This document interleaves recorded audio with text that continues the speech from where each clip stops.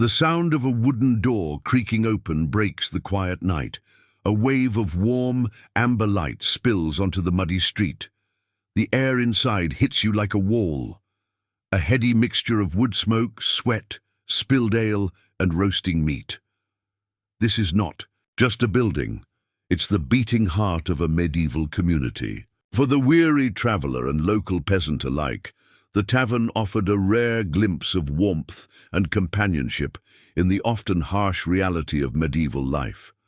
Tonight, we step back in time to experience what it was truly like to visit a medieval tavern, where kings and beggars sometimes drank under the same roof, where news travelled by word of mouth, and where, for a few precious hours, the rigid social hierarchy of medieval society could momentarily blur in the haze of conversation. In Dale, the medieval tavern bore little resemblance to our modern pubs and bars. These establishments emerged in the early Middle Ages, around the 5th century, initially as simple roadside shelters, offering basic food and drink to travellers. By the 12th century, taverns had become permanent fixtures in towns and villages. Across Europe, the word tavern itself comes from the Latin taberna, meaning a small shop or booth. While inns provided accommodation for travellers, taverns primarily focused on serving food and drink. They were often located along major trade routes or pilgrimage paths, serving as vital way stations in an age where travel was slow, arduous, and dangerous. In towns, they clustered near marketplaces, cathedrals, and guild halls, anywhere people naturally gathered. Approaching a medieval tavern, you would first notice the distinctive sign hanging outside. In a largely illiterate society, these signs used simple images rather than words: a green dragon, a white hart, or perhaps a crown. These visual symbols became the tavern's identity and reputation in the community. The building itself would likely be constructed of timber frame, with wattle and daub walls, a mixture of clay, straw, and manure applied to a wooden lattice framework. In colder regions, stone was sometimes used, though this was far more expensive. The roof might be thatched reed or straw in rural areas, or wooden shingles or clay tiles in wealthier towns. Windows, if present at all, would be small openings, with wooden shutters.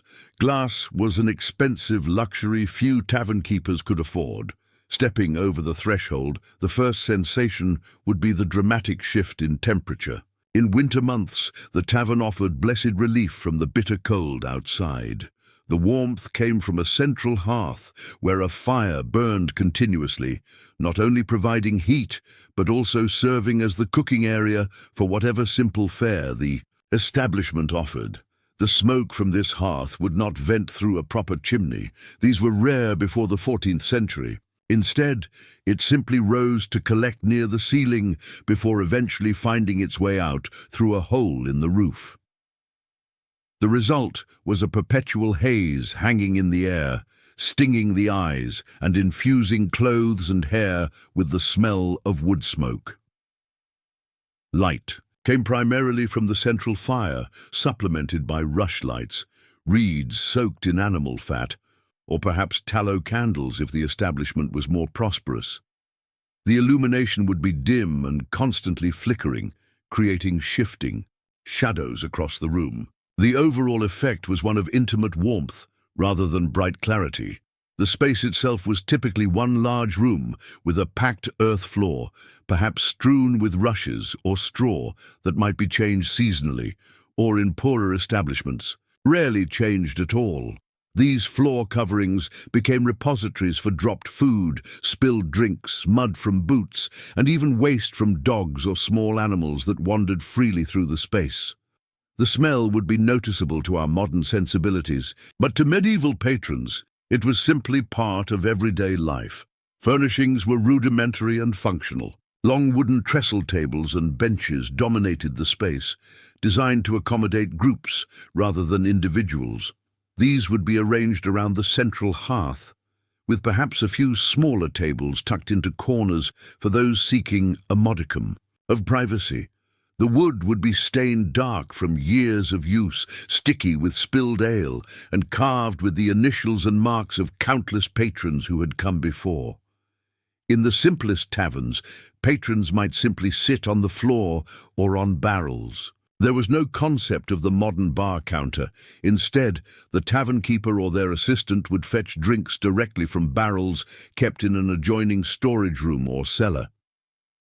Privacy, as we understand it today, was virtually non-existent. The medieval tavern was a communal space where strangers sat shoulder to shoulder, sharing not only tables, but often the very cups from which they drank.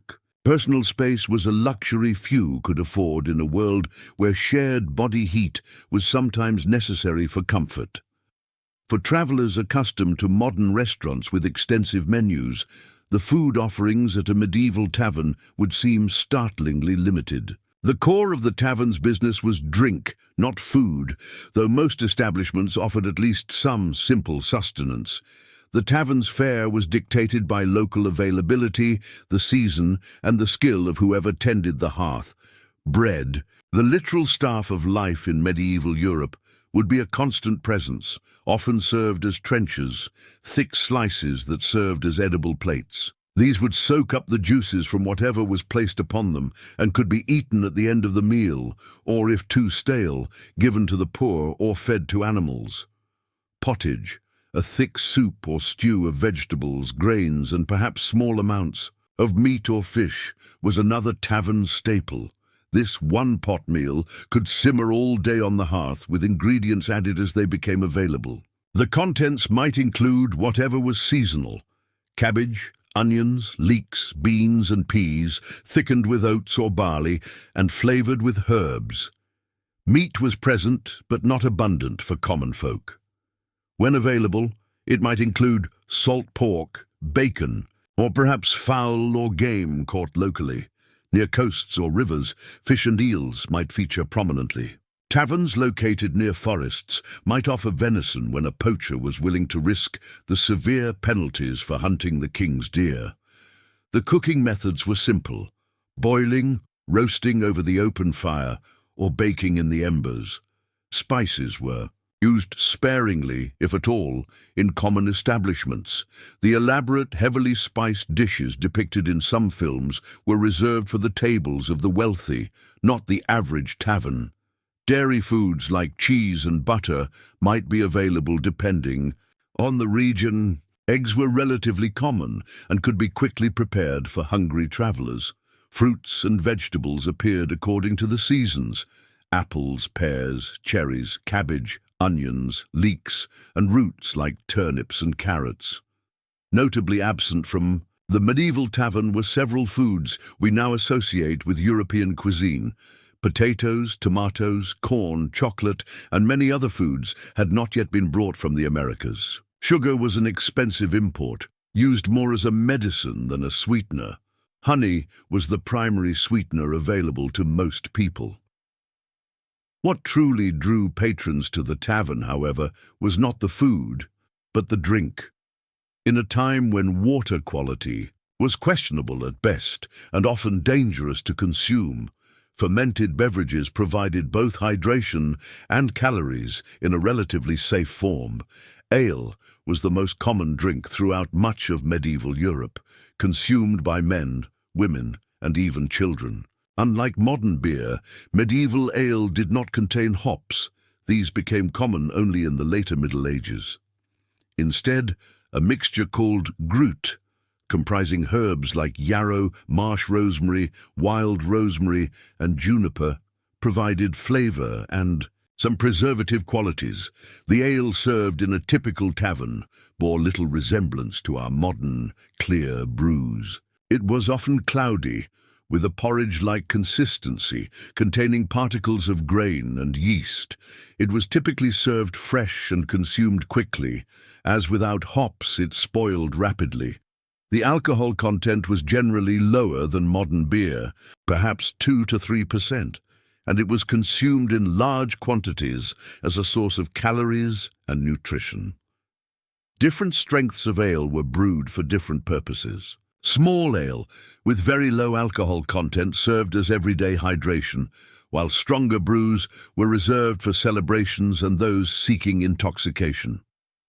The quality varied enormously depending on the skill of the brewer and the ingredients available.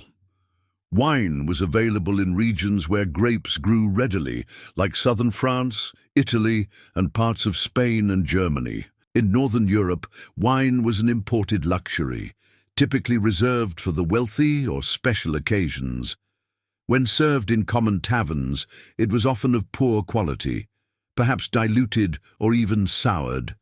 Mead, fermented honey and water, was another popular option, especially in regions where beekeeping was common. Cider from apples and perry from pears were seasonal offerings in areas where these fruits grew abundantly. The serving vessels were as simple as the drinks themselves. Wooden cups and bowls were most common, though leather jacks, tankards, also saw widespread use. Pottery cups and jugs appeared in areas with strong ceramic traditions. Pewter and other metal vessels might be found in more prosperous establishments, but were rare due to their cost. Glass was an expensive luxury rarely seen in common taverns. Communal drinking was the norm, with patrons often sharing the same vessel.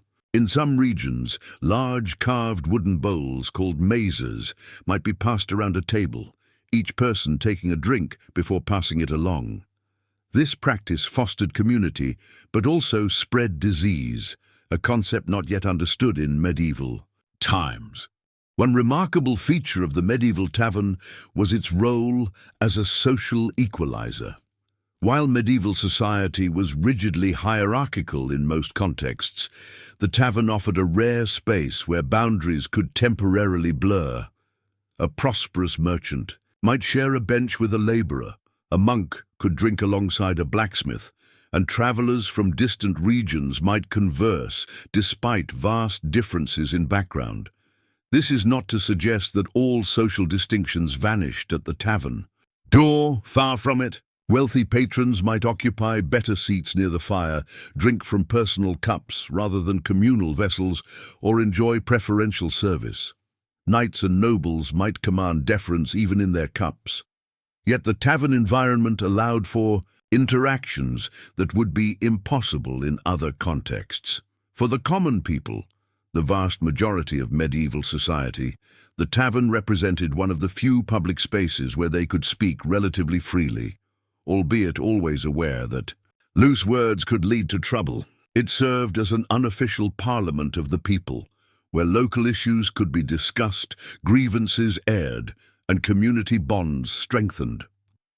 Women were present in medieval taverns, though their roles varied by region and period. Many taverns were family businesses, with women actively involved in brewing ale, preparing food, and serving customers. Female tavern keepers, known as alewives, when they brewed their own product, were common throughout much of Europe, particularly before brewing became a male-dominated guild activity in larger towns. As patrons, women's presence was more complicated. Respectable women might visit taverns in the company of husbands or family members, particularly during daylight hours or for special occasions. Unaccompanied women in taverns, especially after dark, risked damage to their reputations. The tavern was also a workplace for female servants and, in establishments that blurred the line between tavern and brothel, for prostitutes, for those at society's lowest margins, the desperately poor, the disabled, wandering minstrels, or those living outside conventional structures. The tavern offered warmth and temporary inclusion, even if only to beg for scraps or perform for drinks. These marginal figures were tolerated to varying degrees, sometimes welcomed for the entertainment or news they brought, sometimes merely endured or even driven away. The background hum of conversation was the constant soundtrack of tavern life. In an age before mass media, information traveled by word of mouth, making taverns essential nodes in the medieval information network. Local gossip, regional news, royal proclamations, and reports from distant lands all circulated through these establishments. Professional travelers, merchants, pilgrims, friars, and messengers brought news from afar, while local patrons contributed updates on community affairs, from births and deaths to crop conditions and market prices. The reliability of this information varied wildly, with tales growing more elaborate with each retelling, particularly as the evening wore on and ale flowed freely. Tavern conversations followed certain unwritten rules. Local concerns dominated. In rural establishments, while taverns in market towns or along major routes might feature more cosmopolitan discourse. Political discussions occurred, but with caution. Seditious talk could have serious consequences if reported to authorities. Religious matters were discussed more openly than we might expect, though outright heresy remained dangerous. For the illiterate majority, the tavern served as an oral library where stories, ballads, and folklore were shared and preserved. Epic tales might be recounted from memory, with each storyteller adding their own embellishments. These narratives reinforced cultural values and shared identity while providing entertainment during long winter evenings. Music and performance were integral to tavern culture throughout the medieval period. While wealthy establishments in larger towns might hire professional musicians or traveling performers, most taverns relied on patrons themselves for entertainment. Singing was perhaps the most universal form of tavern entertainment. Folk songs, ballads recounting historical or legendary events, love songs, and bawdy drinking tunes were all part of the repertoire. Many songs featured choruses that allowed even newcomers to join in, creating a sense of temporary community among strangers. Those who could play instruments, simple pipes, drums, fiddles, or harps, were valuable additions to any tavern gathering. Music typically emerged organically as the evening progressed rather than as formal performances. Dancing might accompany the music, becoming increasingly energetic and less coordinated as the night wore on.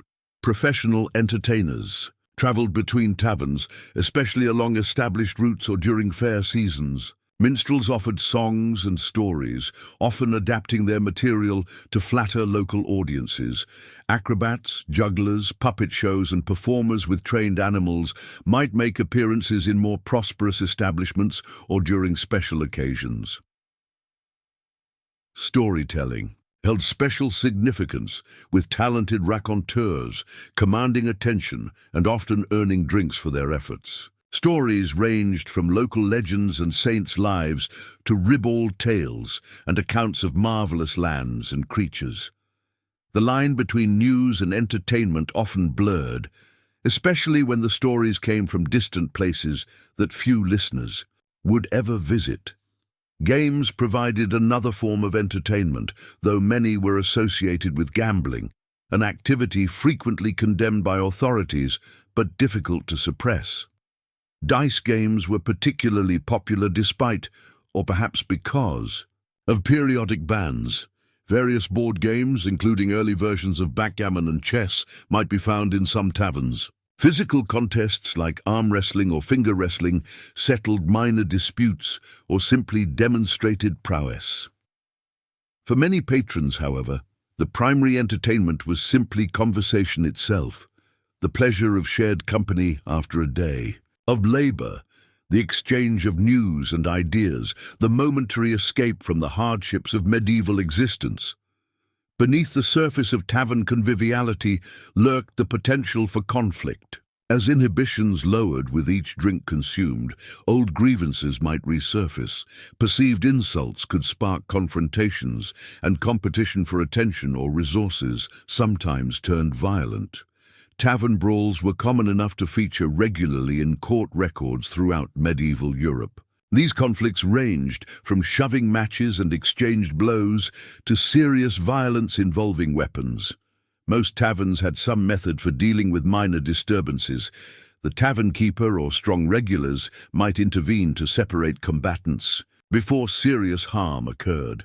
The weapons involved in tavern violence were typically improvised: mugs, benches, fireplace tools, though some patrons carried knives as everyday tools that could become weapons when tempers flared. More serious weapons like swords were generally carried only by those of higher status, though their presence could escalate ordinary disputes into deadly encounters. The consequences of tavern violence varied widely depending on the participants and outcomes.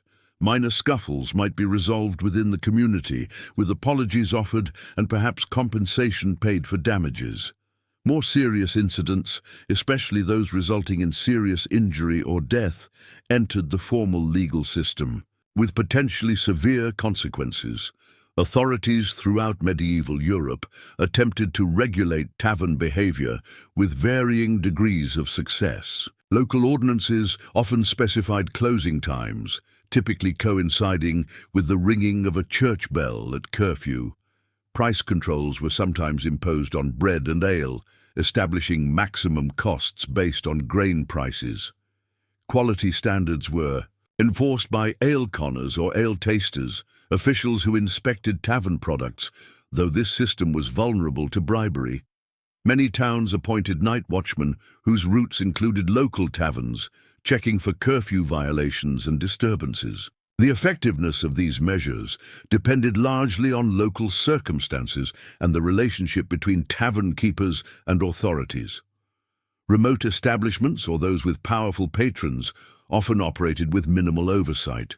The church maintained an ambivalent relationship with taverns. Official doctrine condemned drunkenness and associated vices, with priests regularly preaching against tavern excess. Yet the church was also deeply integrated into medieval society and recognized the tavern's important social functions. Many church festivals included ale drinking as part of the celebration, and some religious institutions even operated taverns themselves, particularly along pilgrimage routes. Individual clergy were frequent tavern patrons despite periodic prohibitions. Court records and church documents contain numerous references to priests, monks, and friars drinking, gambling, and carousing in taverns, suggesting that the reality of practice often diverged significantly from the ideal. The tavern's reputation as a den of sin was partially deserved, but also reflected broader anxieties about spaces where authority was diminished and social boundaries blurred. From the perspective of those in power, whether secular or religious, the tavern represented a potentially dangerous space where discontent could ferment and conventional hierarchies be temporarily subverted. For travelers in the medieval world, taverns provided essential services beyond food and drink. In an age when travel was arduous and often dangerous, these establishments offered respite, information, and brief community for those far from home. The tavern also served as an informal employment exchange, where laborers might find work and employers could seek help. Traveling craftspeople could make connections with local practitioners of their trade, sometimes securing temporary workshop space or access to materials. Messengers might find those willing to carry letters or packages farther along their intended route. For the lonely traveler, the tavern offered temporary community, a place to exchange stories, share meals, find traveling companions, or simply enjoy human connection before returning to the isolation of the road. These brief encounters sometimes developed into lasting relationships, with regular travelers developing networks of tavern acquaintances across regions. The tavern keeper occupied a unique position in medieval society. Running a successful establishment required a combination of business acumen, social skills, physical endurance, and the ability to navigate complex relationships with patrons, suppliers, and authorities.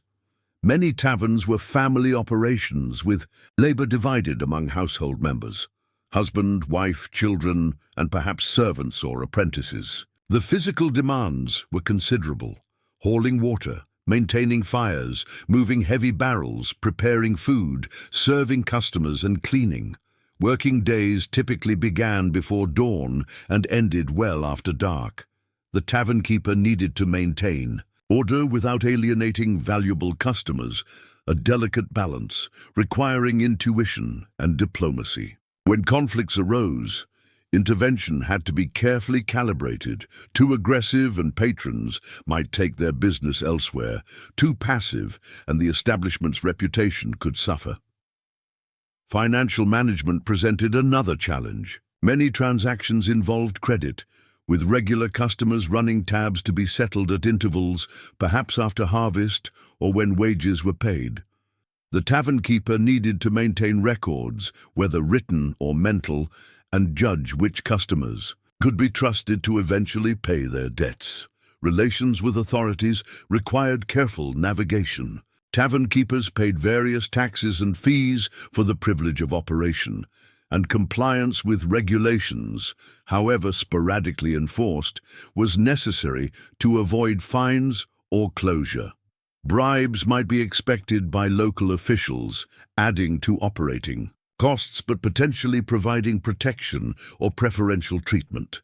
Beyond these practical concerns, the tavern keeper served as community fixture and information broker.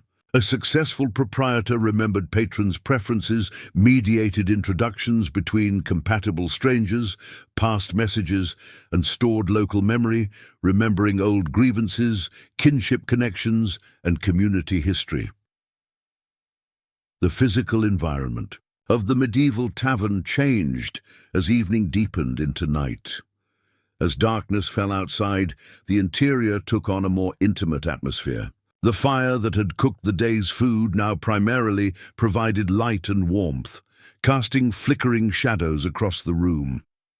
Candles or rushlights supplemented this illumination, but left corners in darkness. The tavern's population shifted throughout the day. Morning might see travelers breaking their fast before departure or laborers fortifying themselves for the day's work. Midday brought those seeking dinner, the main meal of the medieval day. Afternoons might be relatively quiet, with a few regulars nursing drinks and exchanging news. The evening brought the tavern to its fullest life. Local residents arrived after completing their day's labor, seeking refreshment and company. The noise level rose with each hour as conversations grew louder, singing more enthusiastic and behavior less restrained. For many working people, these evening hours represented their only leisure time, a precious opportunity for community and temporary escape from daily hardships. The tavern experience engaged all senses. The smell combined wood smoke, spilled ale, sweat, cooking food, and the earthy odors of unwashed bodies and clothing. Sound came in waves. Murmured conversations, bursts of laughter, periodic singing, the clatter of wooden cups on tables, and perhaps music from simple instruments. Touch meant rough wooden benches, sticky tables, the warmth of the hearth on one side and draughts from doors and windows on the other. Taste was dominated by the slightly sour flavor of ale, the heavy density of bread, and the savory richness of pottage. As the night advanced, some patrons departed, those with early responsibilities or long journeys home. Others remained until the official closing, marked in many towns by the ringing of a curfew bell.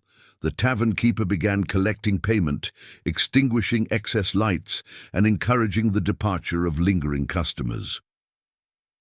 After the last patron departed, the tavern keeper's family might enjoy their own meal from the day's remains before cleaning and preparing for the next day's business. Floors might be swept, tables wiped down, and fires banked to preserve coals for morning. The cycle would begin again with dawn, continuous through seasons and years, the tavern a constant in a world of change. Regional variations across medieval Europe created distinct tavern cultures, each reflecting local resources, climate, and cultural traditions. In Mediterranean regions, wine dominated rather than ale, and taverns often featured outdoor seating during pleasant weather. Germanic lands developed a strong beer tradition, with substantial regional variations in brewing techniques and ingredients. English taverns and alehouses placed particular emphasis on ale, with beer, distinguished by the addition of hops, gradually gaining popularity from the 15th century onward. The English tradition of the public house or pub emerged directly from these medieval establishments. In Eastern Europe, mead held greater importance due to widespread beekeeping traditions, while distilled spirits began appearing in some regions by the late medieval period. Urban taverns differed significantly from their rural counterparts. City establishments often specialized to serve particular clienteles, merchants, craftsmen of specific guilds, or travelers from certain regions. Competition in urban environments led to greater differentiation, with some taverns known for better food, others for superior drink, and still others for particular forms of entertainment. Rural taverns typically served more diverse functions within their communities, operating as general gathering places and performing multiple social roles. Their clientele was more homogeneous, primarily comprising local residents with occasional travelers passing through. The significance of medieval taverns extended far beyond their role as purveyors of food and drink. They served as communication hubs in an age before mass media, political forums where common people could discuss matters affecting their lives, entertainment venues in communities with few leisure options, and temporary shelters for those in transit.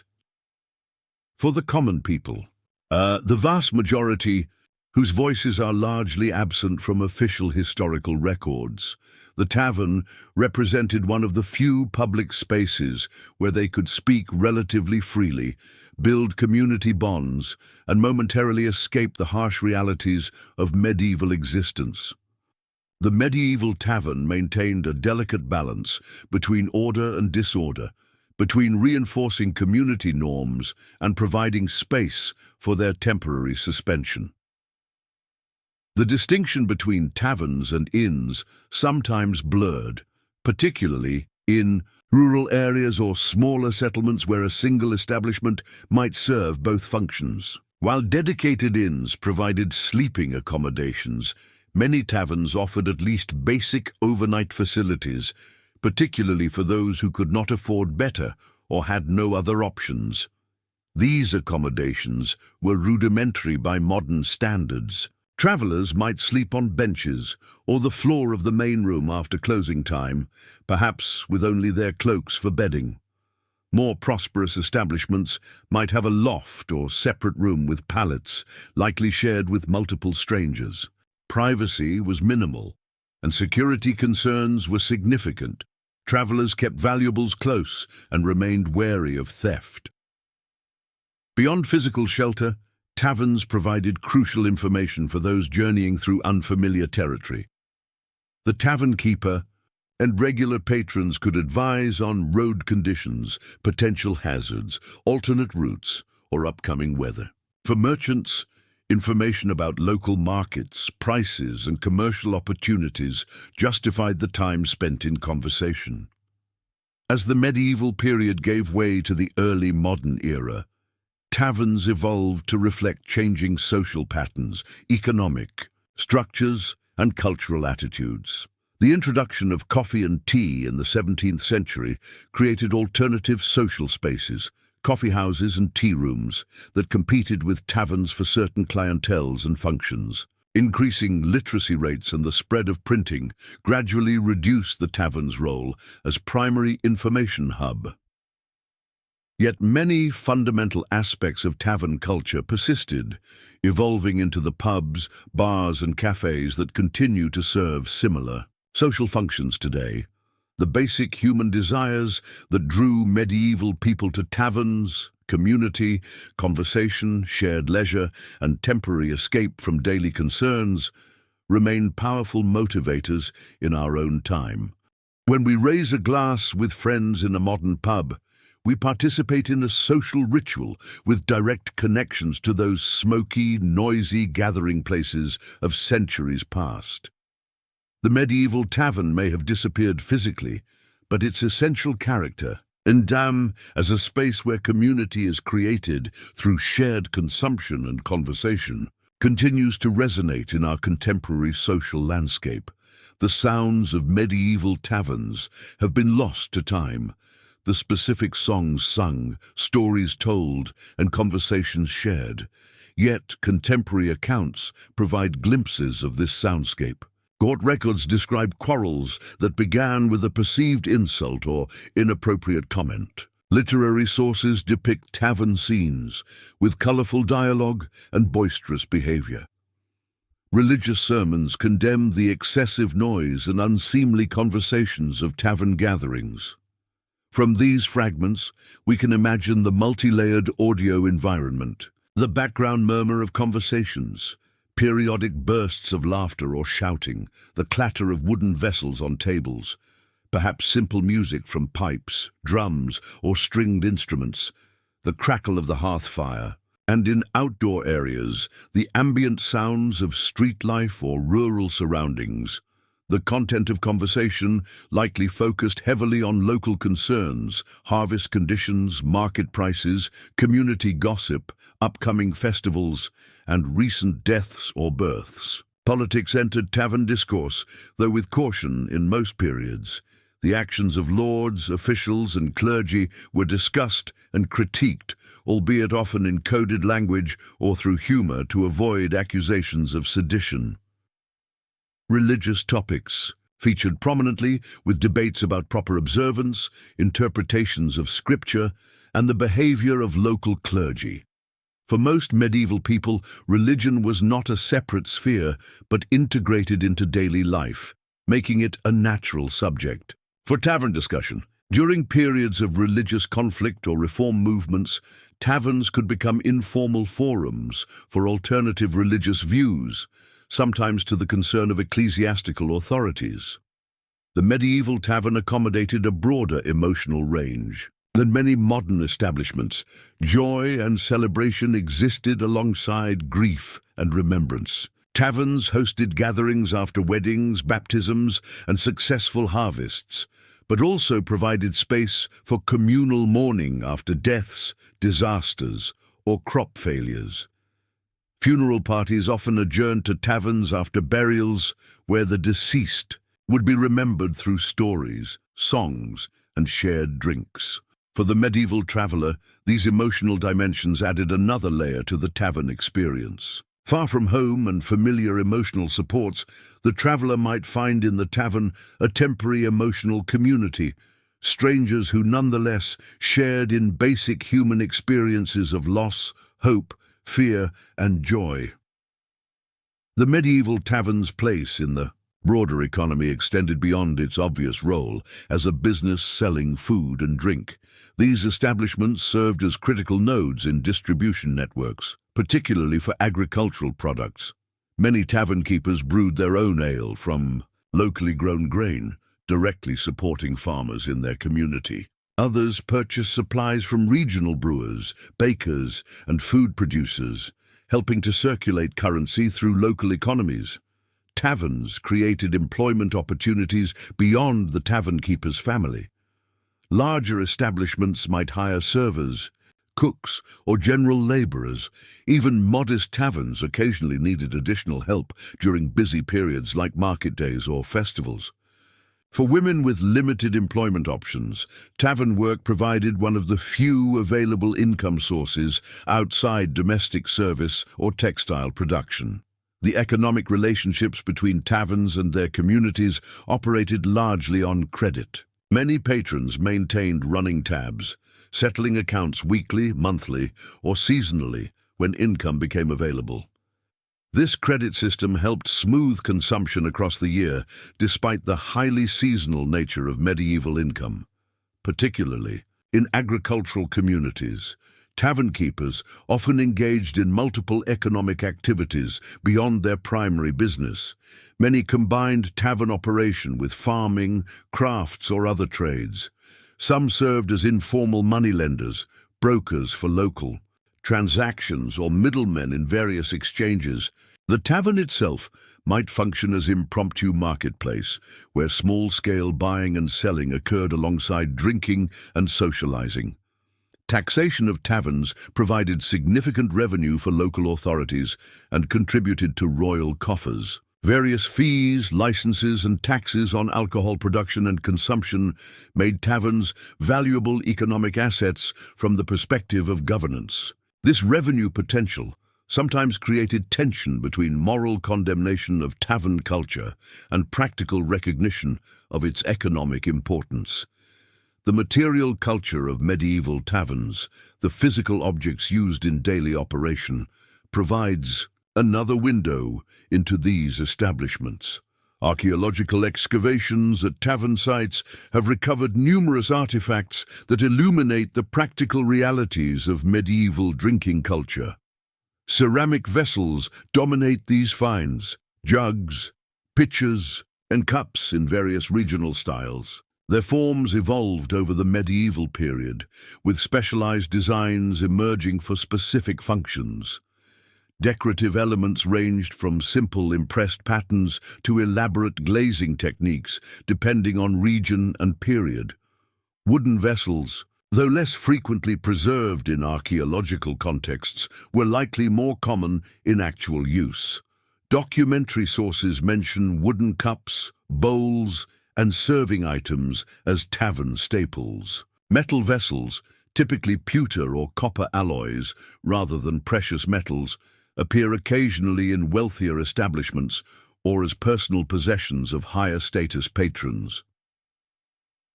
The tavern's role in fostering and spreading cultural innovations deserves recognition. New songs, stories, and performance styles often debuted in tavern settings before spreading more widely.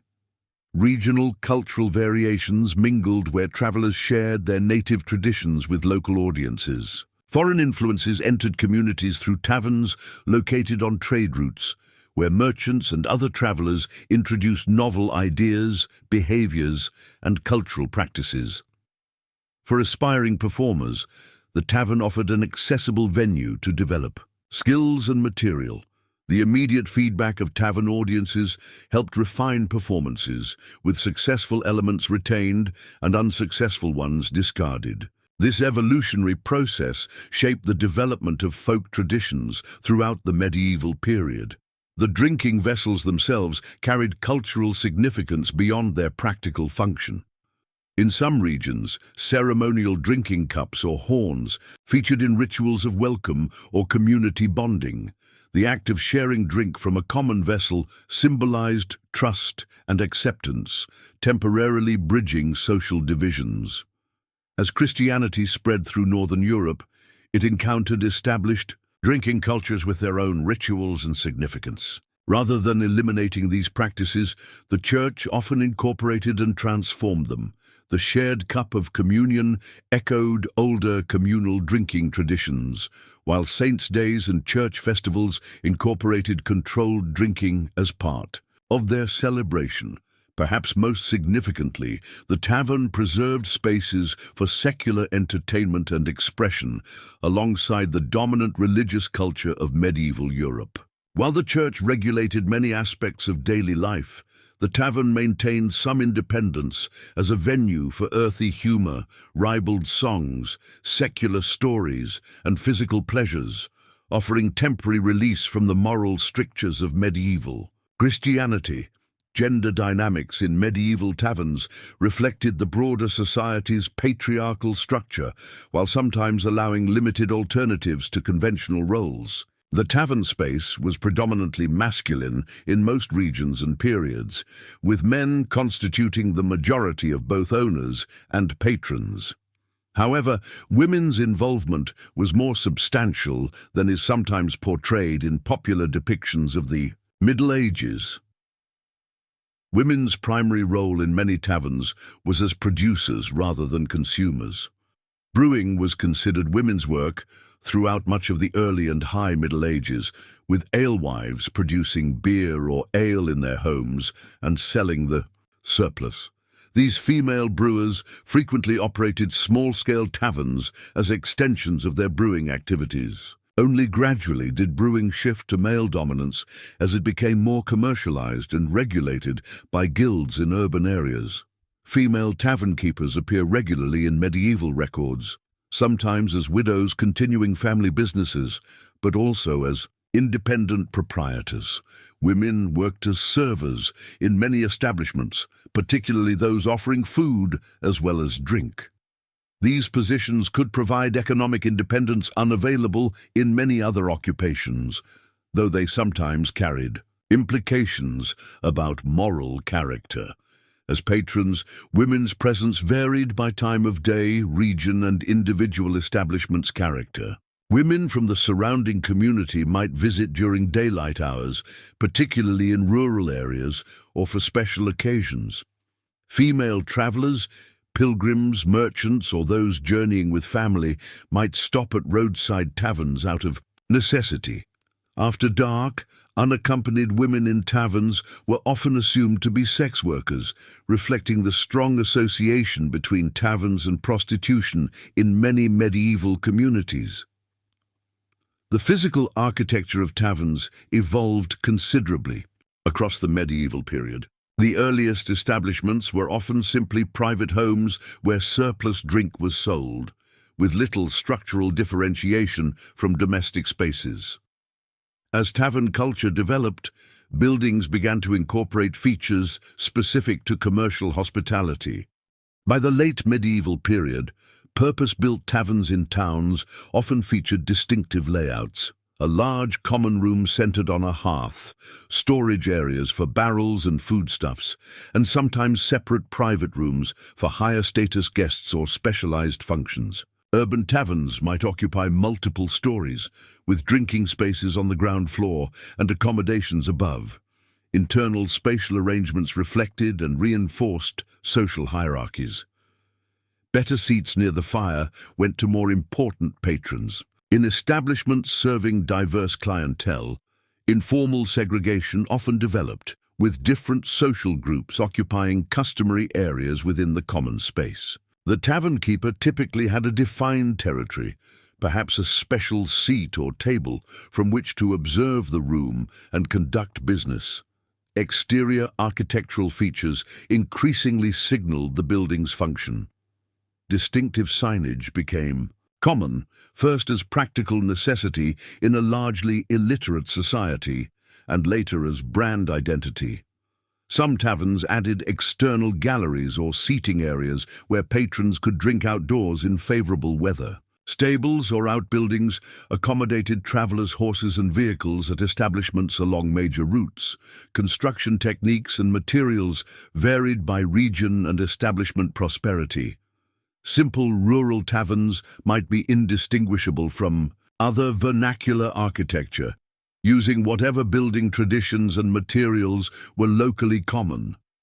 Urban taverns often reflected greater investment, sometimes incorporating decorative elements or materials that signaled their commercial importance. The legal status of taverns underwent significant changes throughout the medieval period. Early taverns operated with minimal formal regulation, subject primarily to local custom and general legal frameworks. As medieval governance grew more complex, taverns became increasingly regulated entities, subject to specific laws regarding hours of operation, product quality, pricing, and patron behavior. Licensing systems emerged in many regions, requiring tavern keepers to obtain permission from local authorities or feudal lords before opening their establishments.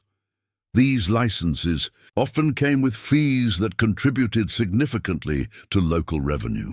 The right to operate a tavern became a valuable privilege, sometimes granted as reward for service or purchased at considerable cost. Regulations frequently addressed hours of operation, with many towns imposing curfews after which taverns had to close. The common practice of ringing a bell to signal curfew gave rise to the expression "last orders," still used in many British pubs today. Penalties for violating these time restrictions ranged from fines to temporary closure or even permanent loss of operating privileges for repeat offenders. Price controls appeared in many jurisdictions, particularly for essential commodities like bread and ale. The English assize of bread and ale, first promulgated in the 13th century, established a sliding scale that linked the price of these staples to grain costs, theoretically protecting consumers from exploitation during shortages. Similar regulations existed across Europe, though enforcement varied widely. Quality standards were another regulatory concern. Official ale tasters or ale conners inspected tavern products, theoretically ensuring that patrons received fair measure and acceptable quality for their money. These positions combined consumer protection with revenue generation, as substandard products triggered fines payable to local authorities. The legal distinctions between different types of drinking establishments became increasingly formalized. In the later medieval period, inns, taverns, alehouses, and wine shops developed specific legal definitions with corresponding privileges and restrictions. These distinctions varied by region, but generally reflected differences in services offered, clientele served, and perceived social function. Criminal activity associated with taverns prompted specific legal responses. Gambling, though popular, faced periodic prohibition or restriction. Prostitution, while tolerated to varying degrees in different regions, often triggered regulations about where and when it could occur in relation to taverns. Receiving stolen goods, with tavern keepers sometimes serving as fences, elicited harsh penalties when discovered. The medieval legal system recognized the tavern's dual nature as both essential social infrastructure and potential source of disorder. This ambivalence produced a regulatory approach that sought to contain tavern culture's disruptive potential while preserving its economic and social benefits. A balancing act that continues in alcohol regulation today. The relationship between taverns and the medieval church was similarly complex. Official ecclesiastical attitudes toward drinking establishments were predominantly negative, with sermon literature frequently condemning the sins associated with tavern attendance, drunkenness, gluttony, gambling, prostitution, and idle gossip. Church councils periodically banned clergy from entering taverns or operating them, suggesting that such behavior was common enough to require specific prohibition. Yet despite this official disapproval, the practical relationship was more nuanced. Many religious festivals incorporated controlled drinking as part of their celebration. Some religious institutions operated taverns themselves, particularly along pilgrimage routes, where providing food and drink to travelers was considered a charitable service. Monastery breweries produced some of the finest ales and beers of the medieval period, initially for internal consumption but eventually for commercial sale. Individual clergy were among the tavern's most devoted patrons, despite prohibitions. Court records and disciplinary documents reveal monks, friars, and parish priests drinking, gambling, and carousing in taverns throughout the medieval period. The frequency of such references suggests a significant gap between official policy and actual practice. For travelers on pilgrimage, a central religious practice of medieval Christianity, taverns provided essential support. Pilgrimage routes developed their own specialized infrastructure of hospitality, including establishments that catered specifically to religious travelers. Some offered reduced prices or special accommodations for pilgrims, recognizing both the charitable aspect of serving them and the reliable business they represented. The tension between religious ideals and tavern reality reflected broader contradictions within medieval culture. The Church promoted temperance while acknowledging moderate alcohol consumption as normal and necessary. It condemned gambling while incorporating elements of chance into religious festivals. It discouraged idle talk while recognizing the community-building function of shared conversation. This ambivalence produced a compromise in which taverns were accepted as necessary despite their association with sin. A pragmatic recognition that human social needs extended beyond the purely spiritual realm addressed by religious institutions. The daily rhythm of tavern life followed patterns determined by natural light, local custom, and regulatory requirements. Without artificial lighting beyond fire, candles, and oil lamps, tavern activity aligned closely with daylight hours, though with significant seasonal variation. Summer evenings might see extended operating hours and outdoor gathering, while winter brought earlier closing times and more concentrated indoor activity. Morning in a medieval tavern began with fire lighting and basic preparation. Bread might be collected from local bakers or baked on site in establishments with suitable facilities. Ale barrels would be checked and tapped as needed. Floors might receive fresh rushes or straw if the establishment was prosperous enough to change them regularly. Early customers typically included travelers breaking their fast before departure and workers seeking sustenance before beginning their day. The morning meal was simple, perhaps bread, ale, and whatever remained from the previous day's cooking. Travelers might pay extra for eggs or other freshly prepared foods if available. Midday brought the busiest food service of the day. As the main meal in medieval Europe, dinner was typically consumed around noon. Local workers might return home for this meal or visit the tavern if they worked too far from their dwellings.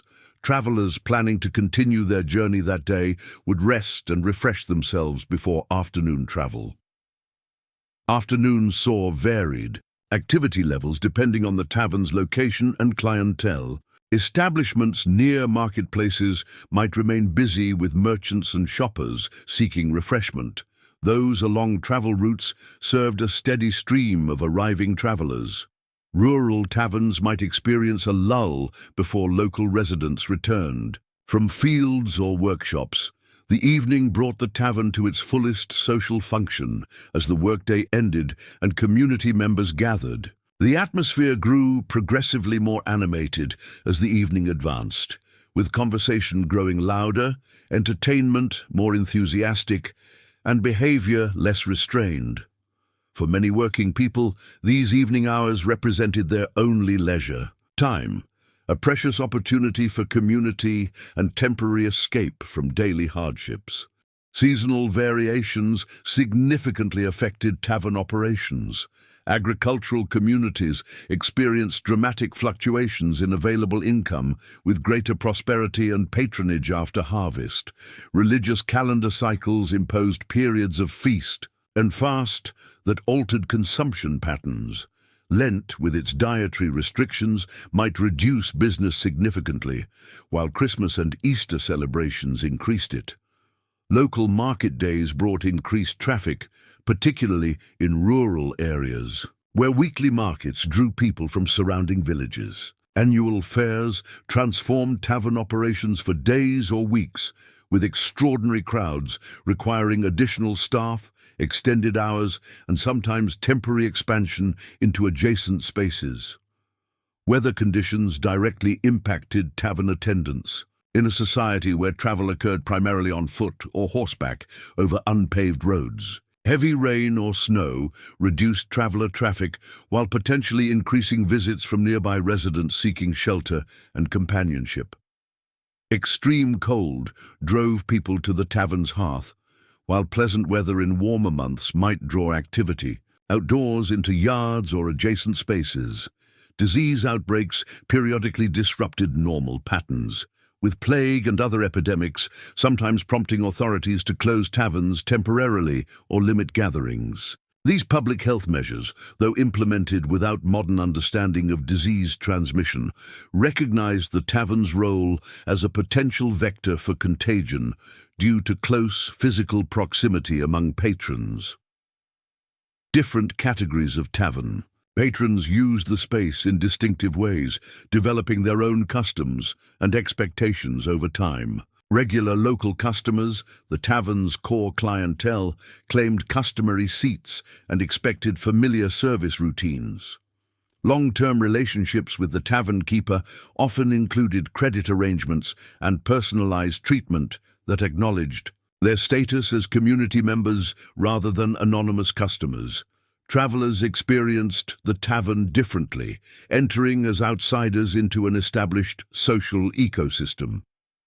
Their reception varied based on appearance, manner, apparent wealth, and the tavern's general orientation toward outsiders. Establishments along major routes developed protocols for integrating travelers temporarily into their social space, often using ritual elements like welcome drinks or formal introductions to ease the transition.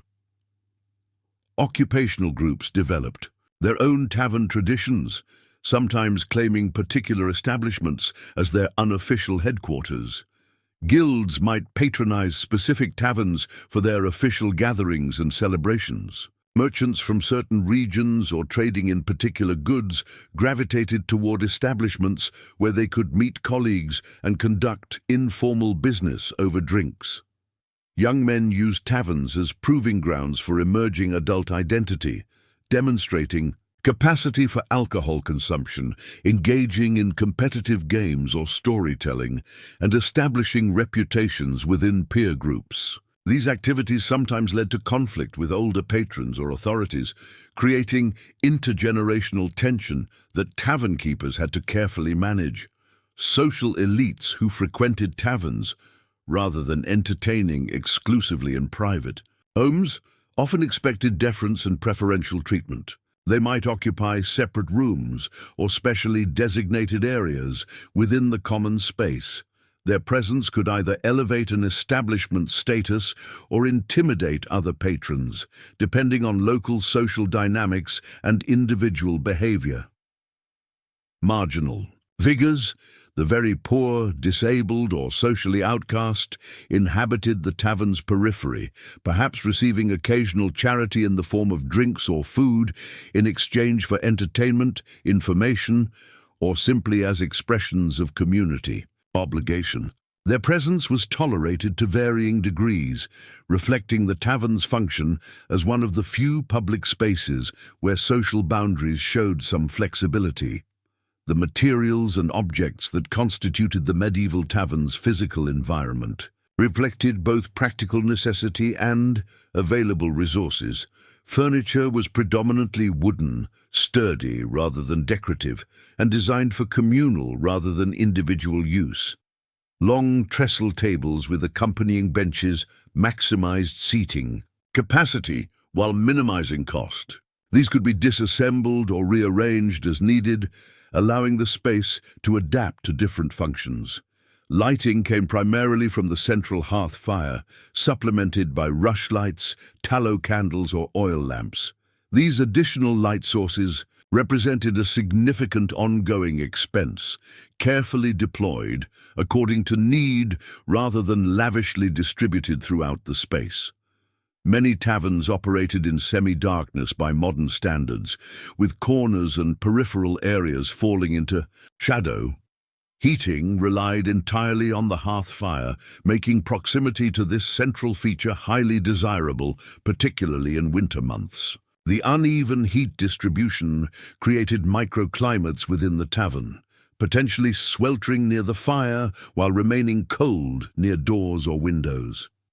This temperature gradient influenced seating arrangements and social patterns, with more desirable warm spots going to higher status patrons. Storage solutions reflected the tavern's inventory needs.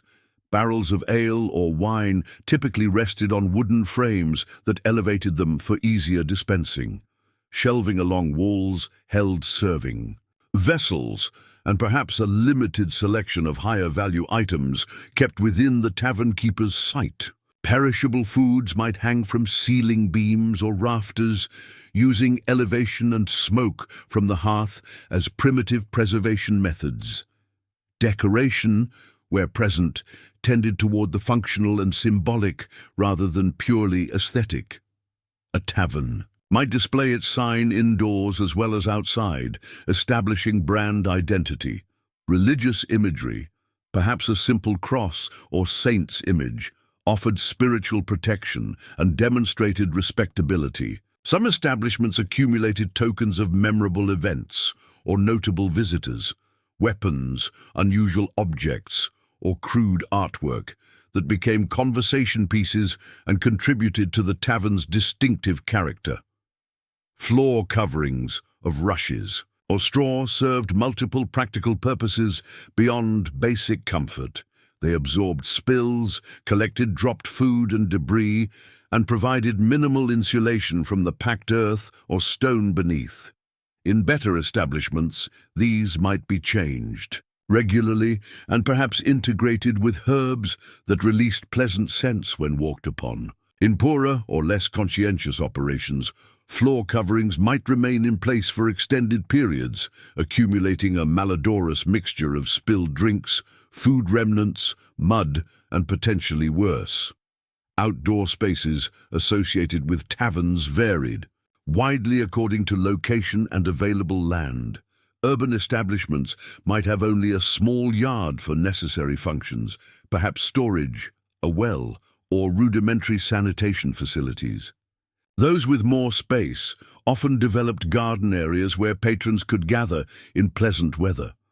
Rural taverns frequently included substantial grounds that might incorporate elements of agricultural production, kitchen gardens, small orchards, or even brewing ingredients like hops. Sanitation arrangements were rudimentary by modern standards. Outdoor privies served basic needs, though their distance from the main building meant that corners or nearby alleys sometimes served as convenient alternatives, particularly after dark or in bad weather. Hand-washing facilities, where they existed at all, were communal and perfunctory. The connection between hygiene and health, though not entirely unknown, was not understood in terms of microscopic pathogens, leading to practices that would horrify. Modern food safety inspectors. Water sources varied according to location. Urban taverns might access communal wells or water delivery services. Rural establishments typically maintained their own wells or collected rainwater. The questionable safety of medieval water supplies contributed significantly to alcohol's dietary importance, as fermentation killed many pathogens that might be present in the original water used for brewing. The defense and security of taverns represented ongoing concerns, particularly for establishments along major routes or in areas with high crime rates. Physical security features might include substantial doors with heavy locks, shutters for windows, and sometimes defensive architectural elements if the region experienced frequent unrest. Urban taverns often incorporated the tavern keepers' living quarters on upper floors, allowing continuous occupation and oversight. Internal security relied heavily on social regulation. The tavern keeper's authority, the presence of regular patrons invested in maintaining order and community, enforcement of norms. Valuable items like money or expensive serving pieces were kept within sight or secured when not in use. The tavern keeper or trusted assistants maintained careful watch over barrels and storage areas to prevent theft or unauthorized access. Weapons presented a particular security challenge. In societies where many people routinely carried knives or other weapons as tools and for personal protection, completely banning them from taverns was impractical. Some establishments required surrender of larger weapons upon entry, particularly in regions with histories of tavern violence.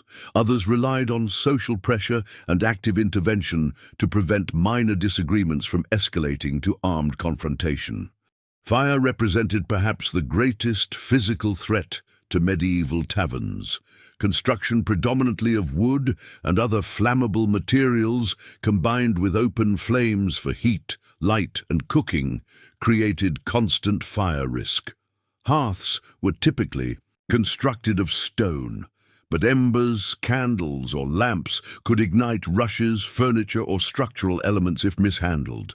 Tavern keepers maintained constant vigilance against this existential threat, with water or sand kept ready for small fires and community firefighting response organized for larger blazes. The sensory experience of the medieval tavern engaged all perceptual channels, creating an immersive environment distinctly different from other spaces of daily life. The smell combined wood smoke, spilled drinks, food, both fresh and spoiled, unwashed bodies, wet wool or leather from travelers' garments, and the earthy odors of floor coverings. This olfactory mixture would be overwhelming to modern sensibilities, but represented normalcy to medieval patrons. Sound created layers of sensory information, the background murmur of multiple conversations, punctuated by laughter, arguments, or performances. The crackling of the hearth fire, the scrape of benches on floors as people moved, the clatter of wooden or pottery vessels, perhaps music from simple instruments or group singing as the evening progressed. The acoustic environment was likely loud by modern standards, with no sound-absorbing materials to dampen noise in a space where dozens of people gathered in close proximity.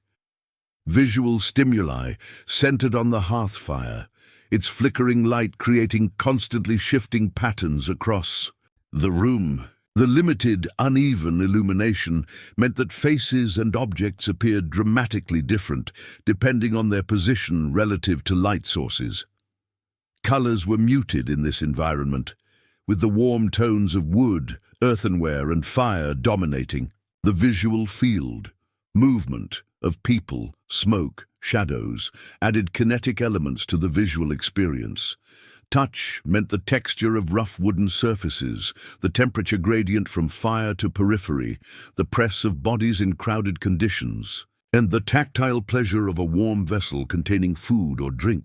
This physical comfort, especially warmth and the absence of labor, represented luxury for many patrons whose daily lives involved constant physical effort and exposure to the elements.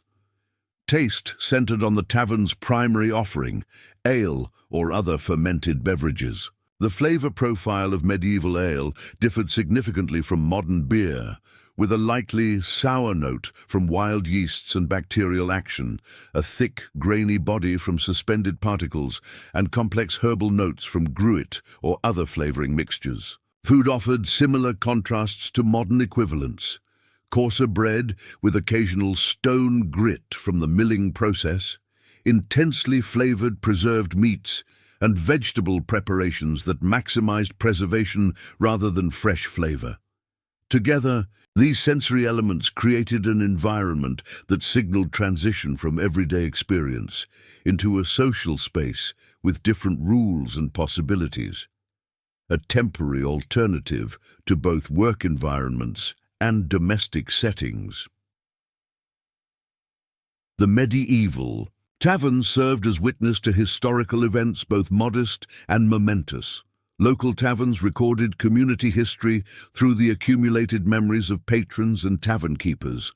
Births, deaths, marriages, conflicts, and reconciliations all passed through these spaces, discussed and commemorated over shared drinks. In an era before widespread literacy or record-keeping, this oral history preserved important information about property boundaries, kinship connections, and obligations, knowledge essential to community function. Larger historical movements, sometimes played out in tavern spaces, peasant revolts and urban uprisings frequently used taverns as meeting places for planning and recruitment, taking advantage of their character as spaces somewhat removed from direct authority oversight. Religious reform movements found audiences in taverns, where new ideas could be discussed outside official channels. Political factions developed tavern affiliations, with certain establishments becoming known as gathering places for particular viewpoints. Times of war brought dramatic changes to tavern operations. Armies on the move created huge demand for tavern services along their routes, sometimes requisitioning supplies or spaces without compensation. Occupying forces might use taverns as headquarters or billeting areas due to their central locations and capacity for housing groups. The physical structures themselves sometimes suffered damage or destruction during conflicts, requiring rebuilding when peace returned. Natural disasters also left their mark on tavern history. Fires, floods, and storms damaged many establishments, while epidemic diseases periodically emptied them of customers. These catastrophes appear in the historical record through rebuilding permits, property transfers after owners' deaths, or accounts of community response. The tavern's role as social centre made it particularly important during recovery from such events, providing space for mutual aid organisation and emotional support. Economic shifts affected tavern culture throughout the medieval period. The growth of commercial brewing gradually changed the relationship between production and retail sale of alcohol. Increased urbanization created new patterns of tavern use and specialization. The emergence of new trade routes brought different products and influences to established drinking traditions. Technological developments, though gradual by modern standards, altered tavern operations over time. Improvements in barrel-making techniques allowed better storage and transport of drinks. Advances in glass production eventually made glass drinking vessels more common in prosperous establishments.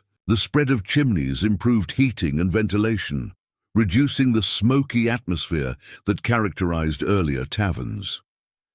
As the medieval period progressed toward the early modern era, tavern culture evolved to reflect broader social changes.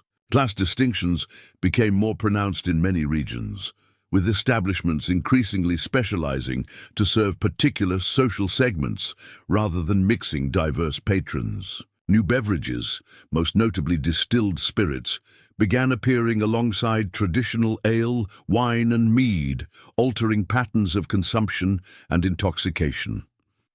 The tavern's role as information center gradually diminished with increasing literacy and the eventual development of printing.